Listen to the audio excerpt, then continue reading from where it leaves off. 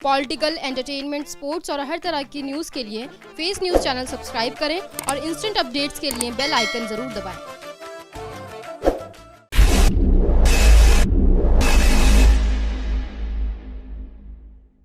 Hello viewers, हमारे साथ मौजूद है संजय जी, जो कि प्रमुख समाज सेवी हैं, समाज के विभिन्न क्षेत्रों में काम करते हैं।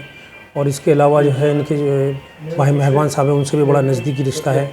और हम लोग आज बैठे हैं भाई मेहरबान साहब के घर पर। वहाँ सभी धर्मों के लोग यहाँ देखने को मिले, सबसे मुलाकात हुई। तो सुरेंद्र जी से ही वहाँ बोलते हैं कि उनकी किस तरह की एक्टिविटी है। जी सुरेंद्र भाई, हम थोड़ा सा जानना चाहेंगे किस तरह की एक्टिविटी आपकी रहती है।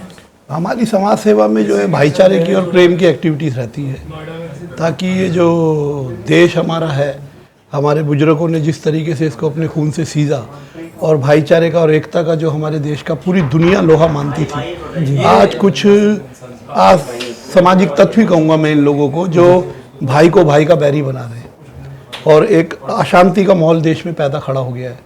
आज कोई चार लोग प्यार से बैठ नहीं सकते, कोई मिल नहीं सकते, क्योंकि ये हमारा हिंदुस्तान वही था कि जब ईद बनती थी तो हिंदू उसको शरीक होते थे और उसको मनाते थे बड़ी खुशी के साथ, और दिवाली बनती थी तो मुसलमान भाई साथ में मिलके बनाते थे, और क्रिसमस होता था तो सब लोग मिल कर के बनाते थे, गुरु नानक देव जी का प्रकाश उत्सव होता था उसको सब मिल कर के बनाते थे। लेकिन आज कुछ समझ नहीं आ रहा इस देश को तोड़ने की क्या साजिश है, सिर्फ एक नाम दे करके पूरे देश को गुमराह किया जा रहा है। संजय जी, मैं जैसे बात कर रहे थे हम आपसी सौहार्द जो देश में नुकसान हो रहा है, तो उसमें कट्टरपंथी जो सक्सेस हो जाते हैं, सब कुछ जानते हुए भी लोग के देश को नुकसान हो रहा है, फिर भी वो सफल हो जाते हैं, इसके क्या कारण है? देखिए, इसके अंदर कई लोगों का आजकल जो वैवासीकरण हुआ है, जो लोकतंत्र के स्तंभ हैं और जिनके ऊपर लोग विश्वास करते हैं, और बड़ा इसमें मैं रोल मीडिया का बताऊंगा, माफ़ कीजिएगा क्योंकि मैं सच को कहने में कभी चूकता नहीं हूँ। आज मीडिया का भी तंत्र मतलब वो बोलता है जो ये फिरकापरस्त लोग दिखाना चाहते हैं, क्योंकि पता नहीं कहाँ क्या भय है, जबकि मीडिया को निर्भय होना चाहिए। और मीडिया का प्रभाव जन जन पे इतना है, बच्चों पर, बूढ़ों पर। सुबह उठते हैं तो टीवी देखते हैं, शाम को सोते हैं तो टीवी देखते हैं, और मीडिया को लोग बाग विश्वास भी करते हैं। इसलिए जो झूठ का प्रचार किया जा रहा है बना बना के, अभी आप देख रहे होंगे नंबर 1 उत्तर प्रदेश, ऐसा उत्तर प्रदेश जिसके अंदर बहन बेटी को रात को 2 बजे जला के मार दिया जाता है, ऐसा नंबर 1 देश बनाना चाहते हैं क्या हम? उत्तर प्रदेश में तो क्राइम सबसे ज़्यादा हुआ है, तो फिर नंबर 1 की कौन रैंकिंग दे रहा है? और देखिए, ये हमारे देश के लोग, मैं आपके चैनल के माध्यम से बताना चाहता हूँ, ये जो बड़े बड़े होल्डिंग लगा करके प्रचार किया जा रहा है, ये हमारा पैसा है। हम जो खून पसीने की मेहनत से कमाते हैं, टैक्स अदा करते हैं ना, ये उस पैसे को लगाया जा रहा है। एक ऐड चल रही है, धन्यवाद मोदी जी का, सबको फ्री वैक्सीन दिया। क्या मोदी जी ने अपने बिजनेस में से फ्री वैक्सीन दिया है? ये देश का पैसा है और देश के लोगों के लिए काम आ रहा है। वैक्सीन का इतना प्रचार क्यों किया जा रहा है? इससे पहले भी महामारी आई है, चेचक आई है, दुनिया भर का यहाँ पर आया है, और उस पर कंट्रोल किया सरकारों ने, कभी इस तरीके का प्रचार नहीं हुआ। और सब फ्री दी गई है, और सब फ्री दी गई, और फ्री हमारे तो हॉस्पिटल फ्री है।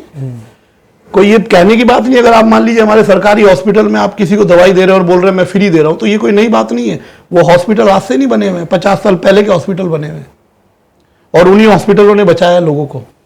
ये जो बात कर रहे हैं कि हमने ये किया, हमने वो किया, एक ईंट बताओ कहां पर लगाई है आपने?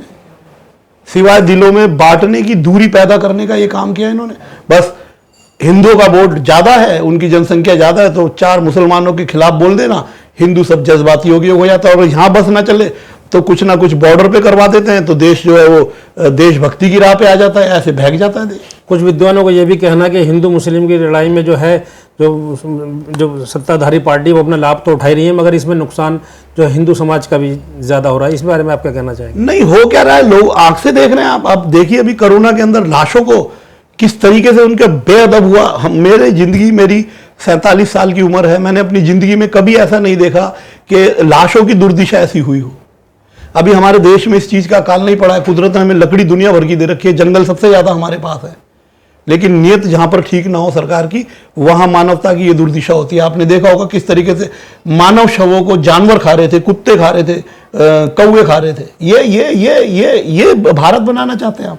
ये डिजिटल भारत है। फिर भी नंबर 1 उत्तर प्रदेश, फिर भी नंबर 1 उत्तर प्रदेश। और धन्यवाद मोदी जी का। मैं मोदी जी का विरोधी नहीं हूं, लेकिन मैं हर उस व्यक्ति का विरोधी हूं, चाहे वो मोदी हो, चाहे योगी हो, चाहे कोई भी हो, जो व्यक्ति हमारे देश को तोड़ने की बात करता है, हम उसका विरोध करते हैं। क्या लगता है भविष्य में इसके क्या परिणाम होंगे देश में, जैसा कि माहौल चल रहा है और ऐसे चलता रहा तो फिर क्या? देखिए, भविष्य के परिणाम तो अभी से दिखने लग गए। हमारे देश में भुखमरी शुरू हो गई है। लोगों के पास रोजगार नहीं है और कारोबार के लिए लोग परेशान हो रहे हैं, रोटी रोजी के लिए लोग परेशान हो रहे हैं। हालत ये हो गई है कि लूटपाट होना शुरू हो गई है, मोबाइल छीनते हैं सरेआम हैं। ऐसा ये देश नहीं था, ये तो देश प्याऊ लगाया करता था, ये देश भंडारे लगाया करता था भूखों को रोटी देने के लिए, इसमें लूटपाट नहीं थी। लेकिन आज इतनी तेजी से, क्योंकि गरीबी है, क्या करेगा इंसान। अब ये इन्होंने चुनाव में वादा दिया था 2 करोड़ नौकरी देंगे, अब वादा दे रहे हैं 4 लाख नौकरी देंगे। आपने देखा होगा, लग रहा है बैनर लग रहा है। भाई चुनाव आते हैं जब भी नौकरियां याद आती हैं क्या? 7 साल से सो रहे थे क्या? तो कोई संदेश देना चाहेंगे समाज को, देश को? समाज को मेरा संदेश यही है कि ऐसे स्वार्थी लोगों से जो सत्ता के लालच में कुर्सी को पकड़े रहने पे इंसानियत को रौंदते हैं, ऐसे लोगों से सावधान रहें और सच को अपनी आंखों से देखें और किसी भी झूठे बहकावे में ना आए। और अपने देश को, जो हमारा देश एकता से पूरी दुनिया इसको जानती थी कि यहाँ पर सभी धर्म के लोग एक बन के रहते हैं, अनेकता में एकता, जो हिंदुस्तान अखंड भारत के नाम से जाना जाता था, आज उसको इन्होंने खंड खंड कर दिया है। पूरे पूरे पूरे संसार में हिंदुस्तान की तौहीन हुई है। कोरोना वैक्सीन पे साइंटिस्ट जब अनपढ़ बैठेंगे तो ऐसी बात करेंगे ना। साइंटिस्ट, डॉक्टर अपने रिजल्ट दें, वो बताएं, ये कह रहे हैं थाली बजाओ जी कोरोना खत्म हो जाएगा, है ताली बजाओ कोरोना खत्म हो जाएगा, मोमबत्ती जलाओ कोरोना खत्म हो जाएगा। तो भाई फिर वैक्सीन पे इतना पैसा क्यों खर्च दिया? कौन कौन सी कंपनियों को कितना बड़ा इसमें स्कैंडल है? जरा देश की जनता की आंखें खुल जाए, सरकार पलट जाए, दूध का दूध पानी का पानी सामने आएगा। बहुत से जो देशभक्त बने हुए सब जेल में जाएंगे। अंसारी साहब का और खासकर आज के देश में भाई मेहरबान जैसे लोगों की ज़रूरत है। इनके प्रेम में और इनके भाईचारे से लोग बाग जुड़ते हैं और हमने कभी यहाँ पर किसी तरीके का कोई फ़र्क नहीं देखा। इतनी दूर से हमारे बीच में बॉम्बे से चल के सरदार सुरेंद्र सिंह जी आए हैं और ये अपना बहुमूल्य का समय निकाल कर आए उनको बधाई देने के लिए। ये इसका एक निशानी है एकता की, प्रेम की। प्रेम के भाव से सब लोग आज इकट्ठे हुए हैं। यहाँ पर सभी बैठे हुए हैं, हिंदू भी बैठे हैं, मुसलमान भी बैठे हैं, ईसाई भी बैठे हैं, सरदार भी बैठे हैं और आपस में प्रेम की बात कर रहे हैं। एक टेबल पे खा रहे हैं, आपने देखा है, कोई भेद नहीं है। तो ऐसे लोगों को आगे आना चाहिए और जो ऐसे लोग देश की एकता के लिए काम कर रहे हैं, उन लोगों को मैं देशवासियों से अपील करूंगा, ऐसे लोगों को मजबूती प्रदान करें। ये थे हमारे साथ संजय जी, जिन्होंने अपनी सोच में एक रखी है कि देश में जो है आपसी एकता रहेगी, अखंडता रहेगी, तभी देश तरक्की करेगा। और ये स्वार्थ का दौर जो चल रहा है, स्वार्थी नेताओं का जो वक्त चल रहा है, इसको समझने की ज़रूरत है हमें। ये देश के लिए, आगे भविष्य के लिए बहुत खतरनाक चीज़ें हैं ये, इसको हमें समझना होगा। इसी तरह के अपडेट के लिए देखते रहिए फेस न्यूज़।